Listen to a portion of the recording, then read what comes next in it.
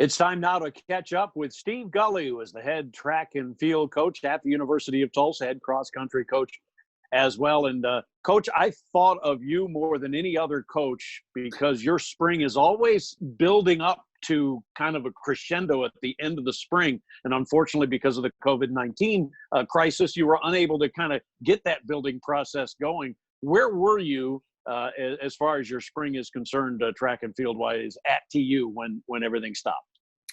We had just finished the conference meet, and they actually canceled it the weekend of the NCAA championship. So we were probably 2 weekends out of opening up the outdoor season.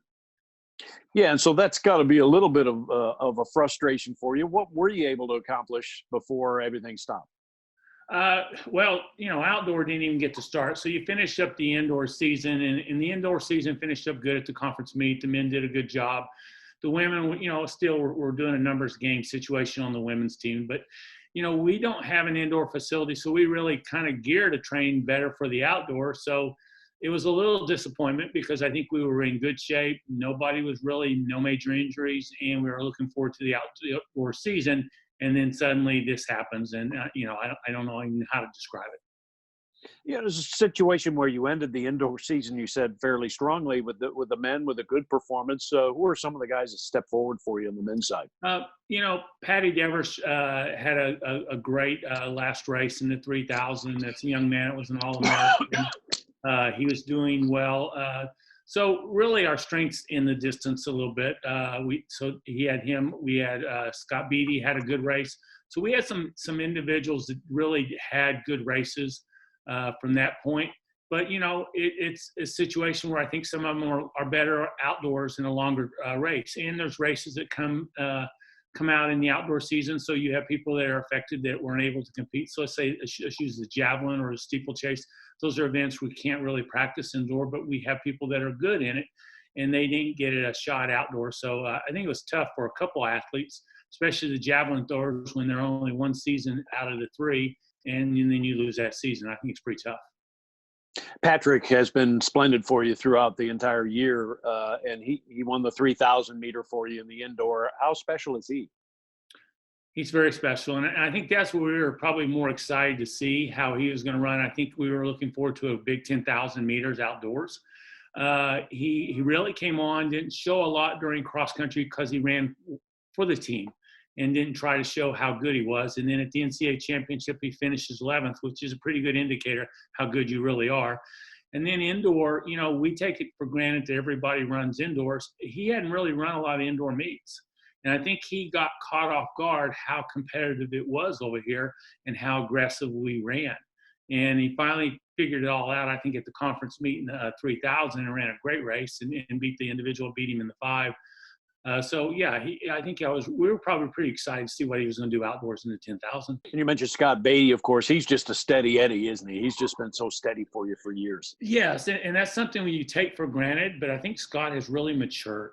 And I think he had a great cross-country season. He really matured, but he's getting better on the track. I think we had 2 or 3 athletes. Isaac Akers is really coming on too, and he was our 5th guy in cross-country. So some people were really coming along, and I think we were set up to run a really good outdoor season, but it wasn't to be, and we'll just have to figure out what we're going to be able to take the energy we were ready to run outdoors and apply it for cross-country, a couple of months from now. On the ladies' side, the one that kind of jumps off the page at you is your youngster Carson Spurgeon from Bonita. She's just been so good for you in the long jump, set a school record, won the league meet in the indoor. She had a really good year up to the point things stopped. Yes, and you got to give her a lot of credit because she transferred in here from Iowa State and had some bumps the first year. And then last year she opened up big outdoors, won the conference meet, comes back, wins the indoor meet. So, we were hoping maybe we had a shot at putting another one together for outdoor. So she has done great. Now, what's unusual, she'll be given that year back. So she'll have a full season next year, which we're really excited about because the way she's going now, I think we expect big things. And some of the other ladies, of course, had some good performances. Were there some other young women that were really starting to come forward for you here in the spring? Yeah, there was. I mean, I couldn't point any to say directly out because we kind of run more as a team. But Caitlin Coffer has to be, because she put a good cross-country season in together.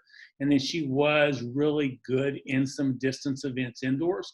But she's a 10,000 person. So when you're racing the 3,005 indoors, it's just probably not her best race, but she did a good job for us. Yeah, and it's, again, a situation where you really, there's a whole lot of I don't know as your answer to a lot of stuff, but you just don't know what these young ladies and young men could have done in this spring season, because it was, as you mentioned, not even started yet for the outdoor, right? Oh, absolutely. And it is so hard. And people don't realize these athletes are on campus starting on August 15th, and they go all the way to June. So they can't be at their best, almost impossible for all 3 seasons, we think. So usually we do train down a little bit during the indoors because we do not have an indoor facility. So the outdoor would have been a lot better for us, but it's the breaks. I mean, we didn't get to have an outdoor season. There's no control over that, and we're just got to build off of it and hope that we were able to train a little bit, even though we weren't being able to be coached, but the kids were able to get training in. And Coach, in this time away, if there is one sport that you might be able to at least kind of stay in shape, you would think it'd be track. You think it'd be track and field, Coach. So are you in contact with the kids to make sure at least they're getting out and getting some runs in? We're hoping, but I think a lot of them, when you go back home, every state is different too. So I have athletes that are back over in Europe, and the lockdown's been a little bit more strenuous over there, and I think it's a little bit harder.